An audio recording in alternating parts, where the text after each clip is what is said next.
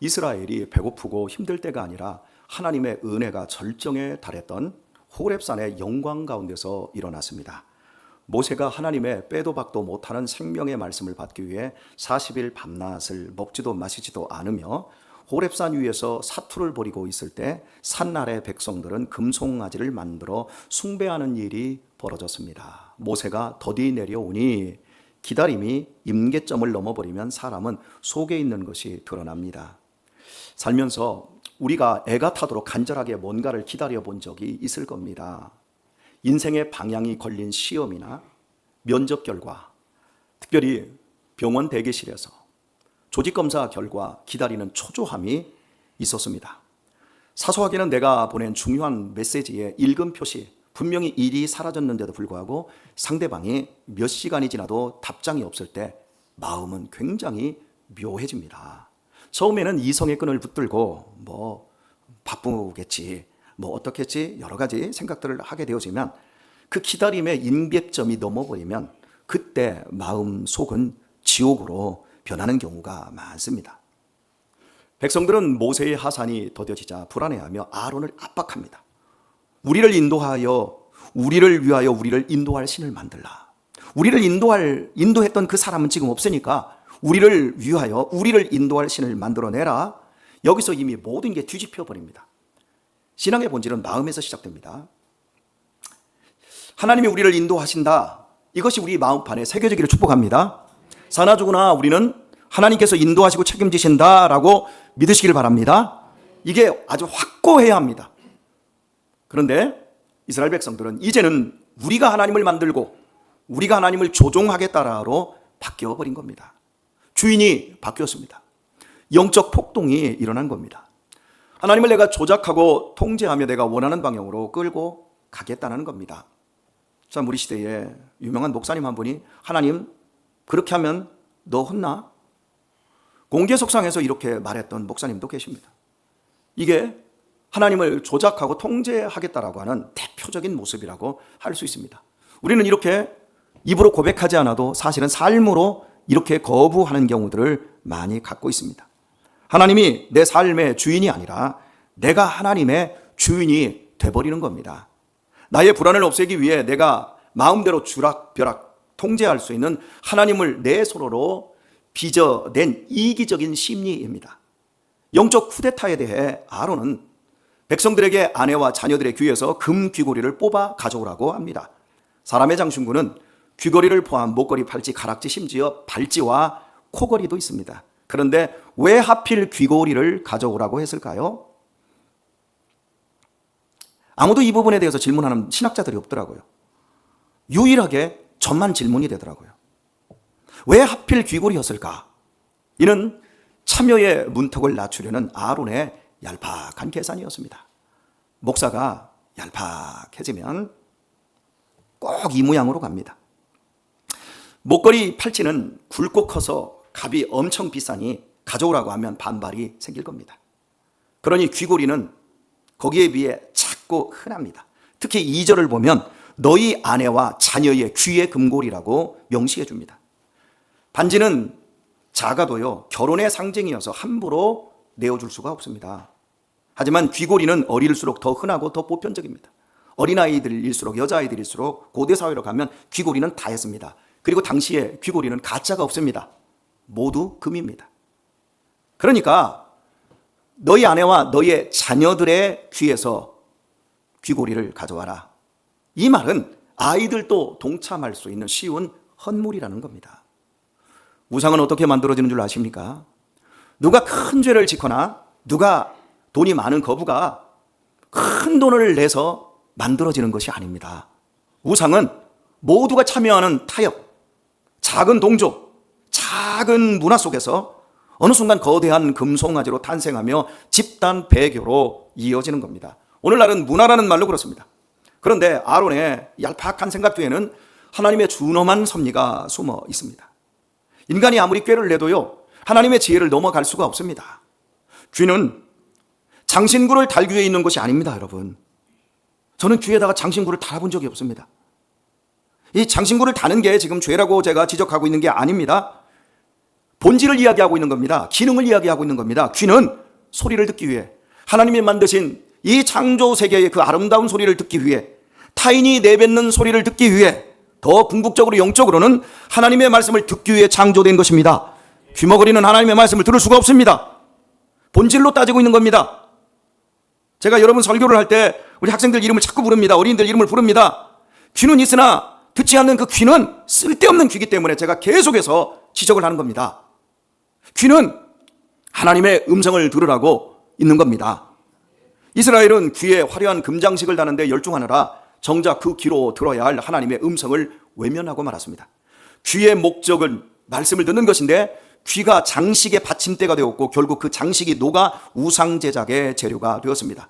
말씀을 듣지 않는 귀는 반드시 우상의 재료 창고가 된다라고 하는 겁니다.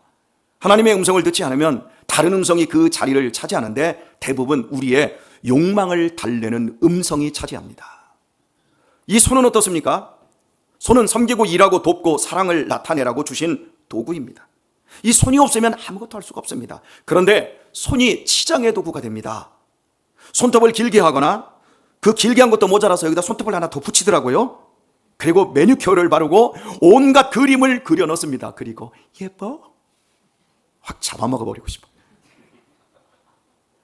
대체 그 손모가지 가지고 어떻게 물과 흙과 음식 재료를 만들 수 있겠습니까? 그 손 가지고 어떻게 생선 비린내 나는 걸 내장까지 끄집어내고 그런 일들을 어떻게 하겠습니까? 그저 손에 기름칠밖에 못하는 겁니다. 결국 자신을 우상으로 만들면서 손의 고유한 기능을 변질시켜버립니다. 그러면 버림받습니다. 중국의 문화혁명 때 홍위병들이 이런 게으르고 기름진 손을 가진 사람들을 왜 죽였겠습니까? 제일 먼저 이 사람이 부르주아인지 자, 손 내놔. 손 검사에서 손이 매끈매끈하고 손톱이 반들반들하면 그 자리에서 총살을 다 죽여버렸습니다. 바른 기능을 잃어버린 손으로 호의호식하는 것에 대한 엄중한 심판이었던 것입니다. 이렇듯 고유한 기능이 중요한 겁니다. 이 원리는 눈, 입, 마음 전체에 적용됩니다. 눈은 하나님의 영광을 보라고 하나님이 창조해 주신 것인데 비교와 탐욕의 창이 됩니다. 아, 누가 많이 가졌지? 내가 저 사람보다는 낫지? 이런 돋보기로 사용됩니다. 입은 감사와 찬양과 축복을 끊임없이 흘려보내라고 있는데 불평과 조롱과 원망과 비난을 쏟아내는 하수도가 됩니다. 이 마음은 오직 하나님을 깊이 사랑하는 지성소인데 세상의 성공과 안정과 인정과 쾌락을 쏟아내는 더러운 공장으로 바뀌어버립니다. 기능이 무너진 인간은 반드시 우상을 만들어내게 됩니다. 왜냐하면 인간은 예배적 존재이기 때문입니다. 연예인들 보세요. 스포츠 스타들 보세요. 쫓아다니는 사람들이 거의 예배의 대상 아닙니까? 이게 인간은 영적인 존재이기 때문에 그렇습니다. 예배적 존재입니다. 인간은. 하나님께서 당신의 백성이 말씀을 읽고 우상을 만든 이 기가 막힌 광경을 보시고 이렇게 말씀하십니다. 이 백성을 보니 목이 곧은 백성이로다. 목이 곧다라는 것은 단지 고집이 세다라는 뜻이 아닙니다. 공격을 위해 목을 쳐든 뱀처럼 하나님의 권위 앞에 굴복하지 않겠다라는 자세입니다. 왜 그들이 목이 곧아졌습니까? 답은 단순합니다. 말씀을 듣지 않는 귀를 가진 자는 필연적으로 자기 소견에, 자기 감정에 오른 대로 행하기 때문입니다. 자기 감정에, 자기 소견에 사로잡힌 사람은 목을 곧게 세웁니다. 한번 쳐봐. 하나님이 치든 목사님이 치든 한번 쳐봐. 목을 길게 뺍니다. 귀가 닫히면 하나님이 아니라 나 자신이, 내 판단이, 내 감정이 기준이 됩니다. 그러면 우리 입에서 이런 말이 나옵니다. 나를 위하여 내가 편한 대로, 내가 납득할 수 있을 만큼만, 내 감정이 용납하는 만큼만. 결국 하나님을 섬긴다고 하면서 실상은 내 입맛에 맞게 가공된 가짜 하나님을 섬기게 됩니다. 아버지 사랑합니다. 나는 아버지가 좋아요. 그러니 나도 네가 좋다. 그런데 조금 지 기분에 틀리면 문을 쾅 닫고 방으로 들어갑니다. 그리고 입이 이만큼 나옴. 그럼 제가 부릅니다. 아들, 아버지 사랑해? 눈을 도끼눈을 뜹니다. 그리고 째려보고 다시 들어갑니다. 이게 목이 곧은 거라고요. 모든 기준이 아버지 사랑합니다 그러면 아버지에게 있어야 되는데 자기에게 있는 거예요. 북치고 장구치고 다 하는 거죠. 사랑을 몰라서 그래요. 아버지가 누구인지를 몰라서 그러는 거예요. 그래서 목이 곧은 백성은 금송아지를 만들어 놓고 이렇게 말합니다. 이스라엘아, 이것이 너를 애굽에서 인도하여 낸 너의 신이로다. 가장 무서운 거짓말입니다.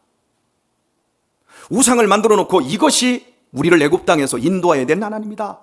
내 기분 내키는 대로, 내 마음 내키는 대로 다 하면서 나는 예수님의 십자가로 구원받아 예수님의 것으로 거듭난 하나님의 것이다. 그거와 똑같은 거예요. 무시무시한 얘기죠. 불과 몇 시간 전까지 자신들의 귀에 달려서 달랑달랑거리던 장신구를 불에 녹여 만든 거대한 장신구인데 그것을 감히 우리를 구원하여 낸 하나님이라 부르다니요. 이것은 역사상 유래를 찾아볼 수 없는 끔찍한 자기 기만이자 자기 합리화인 겁니다. 우상 중에 가장 위험한 우상은 우리 손으로 만든 이미지에 하나님이라고 이름 붙이는 우상입니다. 인간이 자기 자신에게 할 수 있는 가장 끔찍하고 추악한 거짓말입니다. 돈, 권력, 인기, 성공 같은 명시적인 우상들이 있습니다. 그 중에서도 영혼을 가장 깊게 병들게 하는 진짜 무서운 우상은 철저히 내 탐욕의 결과물에 하나님의 이름을 덮어 씌워서 종교적으로 아주 거룩하게 보이게 하는 행위입니다. 하나님하고 아무런 상관없습니다. 아무런 상관없이 성공하고 입시에 성공하고 직장 들어갔고 하나님하고 아무런 상관없습니다. 그런데 하나님께서 축복하셔서 내가 지금 이 자리에 있고 이걸 누립니다. 정말 무서운 겁니다, 여러분. 목사에게 가장 무서운 것이 뭔 줄 아세요? 성령이 없이 목회하는 겁니다. 그래서 우리끼리 목사들끼리 하는 말이 그렇습니다. 너 성령 없이 목회하는 놈, 너 성령 없이 목회하다가 죽어라. 그거보다 더 무서운 저주가 없습니다, 여러분. 겉모습은 화려합니다. 그럴듯합니다. 그런데 성령이 없습니다. 성령이 없으니 주인이 누굽니까? 목사의 쾌락과 자기 욕망입니다. 성령이 없이 여러분이 믿음생활을 해보십시오. 그럼 여러분이 뭐가 되는 줄 아십니까? 여러분이 금송아지 덩어리가 됩니다. 왜요? 주인이 안 바뀌었으니까. 세월이 아무리 지나가도 그놈의 성질머리 하나 다스리지를 못합니다. 그냥 그대로 가는 겁니다. 수원에서 사랑하는 우리 교우 여러분, 금송아지는 옛날 사건이 아닙니다. 형태만 바뀌었을 뿐 시대 속에서 끊임없이 우리 신앙인들을 병들게 하는 것인데요. 오늘도 하나님을 구주로 믿는 사람들 안에서 계속되고 있다는 것을 아셔야 합니다. 예배라는 행위의 본질은 창조주 하나님께 피조물인 우리들이 그분의 말씀을 듣기 위해 납작 엎드리는 자리입니다. 오늘 아멘을 한마디도 안 하시는데, 그런데 어느새 현대인들에게 예배는 하나의 종교적 서비스나 컨텐츠로 전락해 버렸습니다. 일주일 동안 스트레스 많이 받았는데 주일에 예배 드리고 기분 좀 전환해야 하겠다. 내 지치고 우울한 마음을 목사님 설교로 위로받고 힐링해야 되겠다. 이런 식의 감정 해소 프로그램이 되어버린 겁니다. 아니면 이 정도도 안 되는 사람들이 있습니다. 그냥 아무런 기대도 없이 주일날은 가야 되니까 오는 겁니다. 주일날은 예배 드려야 되는 날이니까 그냥 오는 겁니다. 이게 사실은 더 무서운 겁니다, 여러분. 이게 기계거든요. 감정과 하나님과의 인격적인 교제가 성립되지 않고 그냥 가야 되니까 아이고 죽으나 사나 가야지 뭘. 죽을 때까지 그냥 가는 거지 주일이니까. 그렇게 안 오셔도 됩니다, 여러분. 우리 자녀들을 출가시키고 명절이 되고 생일 때 생일이니까 가야지. 명절이니까 가야지. 그냥 돈 10만 원 가지고 과일 하나 사가지고 그냥 가는 겁니다. 가기 싫어도 그냥 가니까 가야지. 그 부모 기만하는 거거든요. 하나님께서 우리에게 요구하시는 것은 우리의 마음 중심입니다. 하나님은 예배의 주인이 아니라 서비스 제공자로 내려 앉혀버립니다. 그래서 예배를 이런 식으로 고르게 됩니다. 오늘은 찬양이 내 스타일이 아니네. 아, 목사님, 오늘은 설교가 나와 코드가 딱 맞습니다. 오늘 설교가 재미없네, 재미있네. 아, 오늘 설교가 너무 무겁네. 오늘 분위기가 뭐 별로네. 우리 이렇게 판단합니다. 그 순간 우리는 하나님께 예배하는 게 아니라 내 만족을 예배하고 있는 겁니다. 예배가 하나님 중심에서 나 중심으로 바뀌면 예배는 신앙이 아니라 종교성의 소비재로 전락하게 되어집니다. 소비가 되면 다음 단계는 뭔 줄 아세요? 더 자극적인 것을 찾습니다. 더 화려한 귀고리를 찾습니다. 내 입맛에 맞는 종교 서비스를 요구합니다. 결국 하나님이 아니라 느낌을 찾다가 금송아지를 붙듭니다. 기도는 하나님과의 교제이며 뜻을 구하는 자리인 줄 믿습니다. 그런데 기도가 내 소원을 성취하는 도구로 바뀌면 주술이 되어버립니다. 이렇게 기도하면 된다더라. 이 문장을 몇 번 반복하면 응답되어진다더라. 그 시간에 기도하면 더 잘 된다더라. 기도가 하나님을 더 친밀하게 붙드는 것이 아니라 방법이 되는 순간 우리는 하나님을 섬기는 게 아니라 우상적 확신을 섬기게 되어집니다. 봉사와 섬김도 그렇습니다. 여러분, 교회 안에서 봉사하고 섬기는 이 희생하는 일들이 얼마나 귀한 것입니까? 그런데 헌신이 어느 순간부터 내가 이만큼 했으니 하나님이 내 말을 들어주셔야 한다로 바뀝니다. 하나님, 갚을 길 없는 십자가의 은혜로 내가 구원을 받아 영생을 얻었고 하나님의 자녀가 되었으니 이 몸 죽게 밭을 얻도록 이 몸 가루로 올려드리기를 원합니다. 하나님, 나를 받아주세요. 나 같은 거 써주시니 감사합니다. 이게 사나 죽으나 우리의 자세여야 합니다. 그런데 헌신은 더 이상 이런 사랑의 고백이 아니라 하나님과의 거래가 됩니다. 내가 이만큼 했으니 하나님 주셔야 합니다. 그리고 그 다음은 무엇입니까? 내가 원하는 방식으로 안 나오면 실망과 분노가 우리 안에 자리 잡습니다. 내가 얼마나 열심히 했는데, 내가 이렇게 했는데 하나님은 왜? 헌신이 하나님께 드리는 예배가 아니라 내가 나를 세우는 탑이 되면 끝내는 우리를 원망으로 몰고 갑니다. 오늘 이 시대의 대표적인 금송아지는 성공입니다. 성과입니다. 스펙입니다. 그리고 높은 숫자입니다.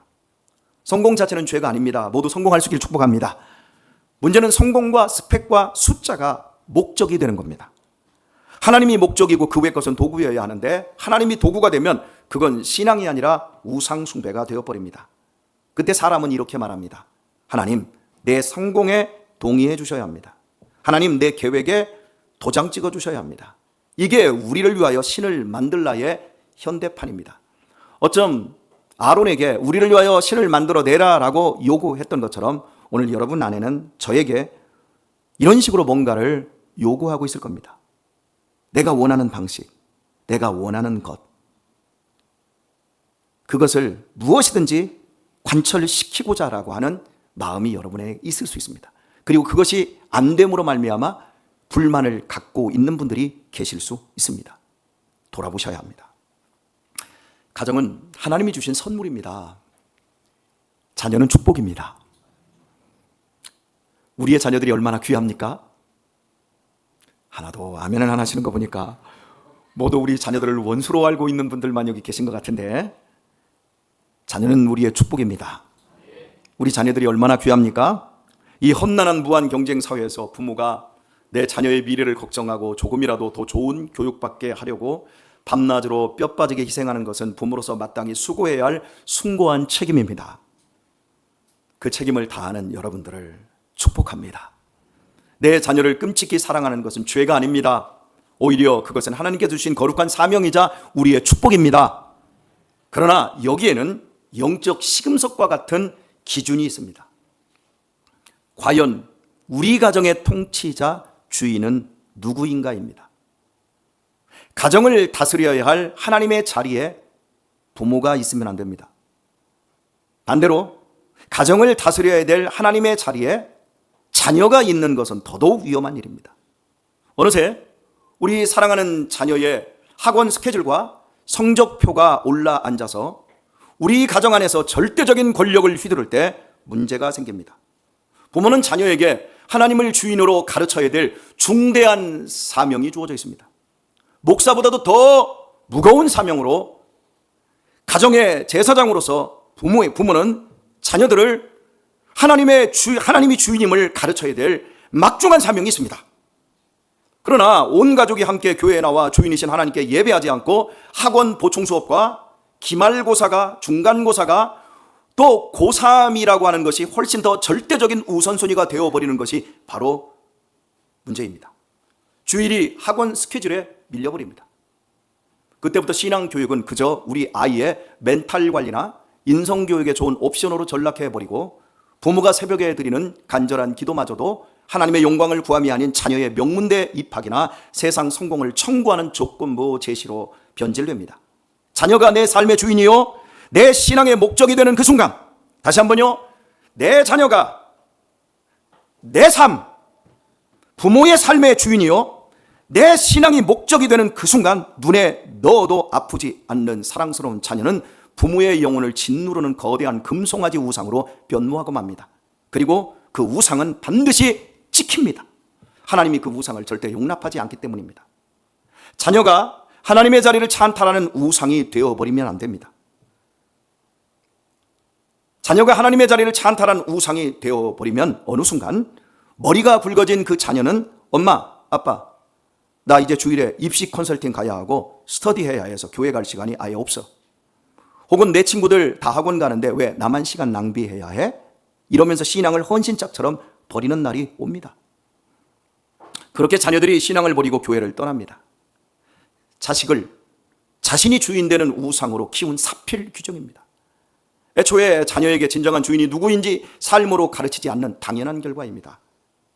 사랑하는 교회 여러분, 자녀들에게 아무리 하나님 잘 믿으라고 여러분이 그렇게 해도, 목사로서 우리 자녀들 하나님 잘 믿으라고 해도요, 애들이 하나님 믿는 게 아닙니다. 부모의 삶을 봅니다. 보이지 않는 하나님을 믿는 우리 부모의 삶의 목적이 돈이냐, 성공이냐, 스펙이냐, 명문대냐, 실제 그걸 봅니다. 여러분, 말로는 하나님 잘 섬겨야 돼. 그런데 선행학습 다 시키고 남들보다 더 뛰어나야 되고, 우리 엄마 아빠가 요구하는 것은 겨우 서울대야.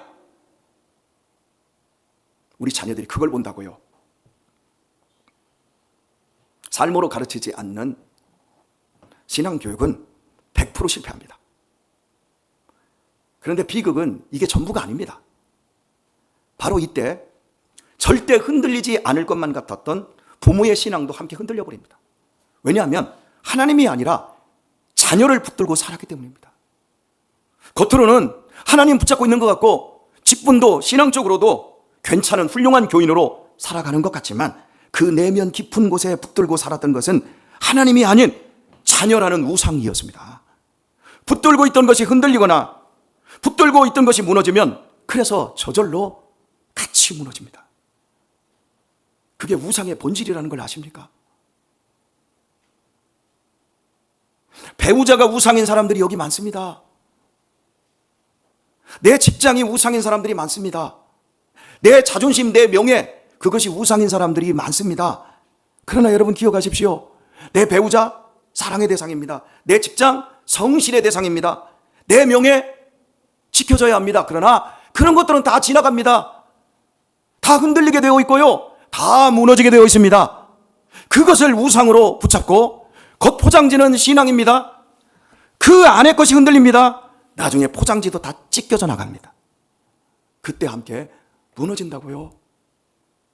그래서 우상 중에 제일 무서운 우상은 내 자신이 내 손으로 만들어가는 유형무형의 우상입니다. 그렇다면 자녀를 둔 부모 세대 말고 우리 부모 세대가 이런 우상을 두고 산다고 하면 우리 10대와 20대, 30대, 40대까지 젊은 세대들은 어떤 우상을 두고 살까요? 이들 역시도 치명적인 금송아지 유혹에서 자유롭지 못합니다. 우리 20, 30대 잘 들으세요. 우리 10대들 광야의 백성들처럼 금 귀걸이 대신 최신 스마트폰을 들고 귀에는 눈에 보이지 않는 거대한 장신구를 매달고 있습니다. 그것은 구독과 좋아요입니다. 타인으로부터 받는 인정, 사람들의 부러움 섞인 시선이라는 구독과 좋아요를 눌러주세요. 이 귀걸이를 양귀가 찢어질 정도로 달고 다닙니다. 인스타그램 해줘 이거. 타인의 인정이 조금이라도 줄어들면 극심한 불안에 빠집니다.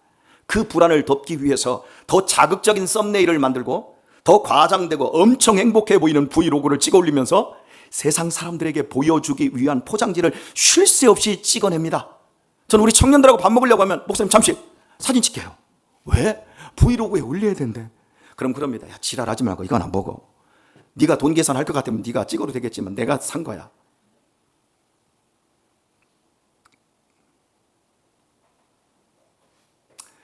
여러분, 그게 나쁜 게 아닙니다. 죄 짓는 게 아닙니다. 그런데 문제의 핵심은 이겁니다. 사람들의 인정과 평가라는 소리에 중독될수록 하나님의 말씀은 점점 작게 들린다는 겁니다. 내 영혼의 불안을 잠재우고 나를 진짜로 살리는 고유한 진리의 말씀은 점점 거슬리는 소음처럼 희미해져 갑니다. 카톡! 구독 하나 떴어! 좋아! 목사님, 구독 하나 눌러주세요. 꼭 좋아요는 남겨주세요. 여러분, 그 소리 여기다가 주렁주렁 달고 산 겁니다. 마음이 불안하고 허하니까요. 그렇게 할수록 말씀을 듣는 귀는 먹통이 되고 스스로 타인이라는 시선에 감옥에 갇히고 영적 식물 인간이 되어버리는 겁니다. 오늘의 말씀을 맺겠습니다. 금송아지 우상의 출발점은 하나님을 진짜로 신뢰하지 못하는 불안에서 출발을 합니다. 여러분 어떻습니까? 불안하십니까? 안 불안하시죠? 신뢰하지 못하는 불안. 우상은 불안을 보여지는 것으로 해결하는 작은 동조, 작은 타협, 작은 합리화로 만들어집니다. 이미 많은 사람들이 금송아지를 만들어 놓고 이것이 나를 십자가로 구해낸 하나님이라고 믿고 있습니다. 그리고 그것들이 흔들릴 때 신앙을 모두 다 팽개쳐버립니다. 부끄러운 민낯, 숨겨져 있었던 우상이 겉으로 드러나고 종교적 포장지는 다 찢어져 나가는 겁니다. 그래서 오늘 말씀을 통해서 하나님은 우리에게 우리의 신앙을 한번 확인하라는 겁니다. 내 귀가 하나님의 말씀에 민감합니까? 사람의 소리에 민감합니까? 내 귀가 진리를 듣고 마음에 찔림과 울림과 끌림이 일어납니까? 아니면 내가 듣고 싶은 것만 골라 듣습니까? 신앙의 목적은 이 존재의 거대한 불안 앞에서 보이지 않는 하나님을 더욱 하나님 되게 하는 것입니다. 즉 하나님을 경외하고 말씀에 순복하며 주님이 나의 더욱 강력한 주인이 되는 것으로 가야 합니다. 제가 오늘 떡을 하려고 했는데 떡을 못하게 되어서 몹시 서운합니다. 한 20일 이상 계속 피똥을 싸고 복통으로 밤마다 바늘로 찌르는 복통이 있어서 제가 금주에 내시경을 예약을 하고 보았습니다.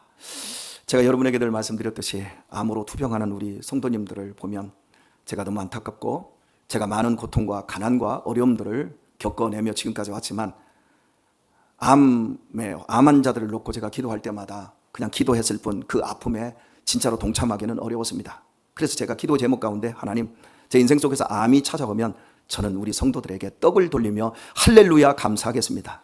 왜냐하면 암이 찾아오면 암과 함께 앞으로 하나님을 어떻게 섬기며 믿고 살아가는지를 보여주는 그 실제적인 모습을 여러분에게 나타낼 수 있기 때문에 그렇습니다. 목사님 암 안 걸려봐서 아님 그게 힘든 게 얼마나 어려운지를 몰라서 목사님 지금 그렇게 말씀하시는 거예요? 예, 맞습니다. 모르기 때문에 제가 이렇게 말하는 겁니다. 그러나 저는 압니다. 이 세상의 암과 이 세상의 그 어떤 것과 이 어떤 고통과 어떤 치욕 속에서도 우리 주 예수 그리스도의 사랑보다 그것들이 저를 넘어뜨리지 못할 것을 저는 믿고 있습니다. 왜냐하면 하나님의 약속이 있기 때문에 그렇습니다. 그래서 제가 검사를 하러 가서 제가 우리 몇몇 성도님들에게 이번 주에 제가 떡을 할 가능성이 많습니다. 그렇게 얘기를 했습니다. 그리고 제 마음에 이제 우리 어머니 보러 가야 되겠다. 민장로님도 보고 싶은데 우리 황기성 목사님도 보고 싶은데 천국으로 하나님이 빨리 불러가면 거기에 앞서간 사람들이 있어서 좋고 그냥 여기서 살아라 그러면 여기 이분들이 계셔서 좋고 이래도 좋고 저래도 좋아서 저는 그쪽으로 포인트를 더 맞췄는데 아무 이상이 없답니다. 용종 3개 떼내고 말았습니다. 그래서 하나님 이것도 감사한데 떡을 못해서 매우 서운합니다. 그랬더니 오늘 아침에 그럽니다. 목사님 떡 해야 되겠네. 나았으니까 안 아프니까. 아니요, 안 아파서는 내가 떡 안 합니다. 제가 어느 날 갑작스럽게 떡을 하면 그날이 온전히 되시기를 바랍니다. 우리 모두는 우리의 삶의 주인이 하나님이십니다. 그분이 살라 해서 우리 살고 있는 겁니다. 그분이 오라 그러면 우리는 가는 겁니다. 아무것도 토달 게 없습니다. 어떤 상황에서도 감사하기를 바랍니다. 어떤 상황에서도 여러분 자신이 우상이 되지 않기를 바랍니다. 환난이나 공고나 핍박이나 적신이나 기근이나 위험이나 칼이랴. 그러나 우리를 사랑하시는 우리 주 그리스도 예수의 사랑에서 우리를 끊어낼 것이 없느니라. 할렐루야. 갔다 오더니 우리 유신이가 갔다 오더니 걱정이 됐나 봐요. 제일 먼저 아버지 오늘 결과 어떻게 나왔어요? 야 너랑 아주 징그럽게 더 살아야 된단다. 그랬더니 아이고 나 그럴 줄 알았어.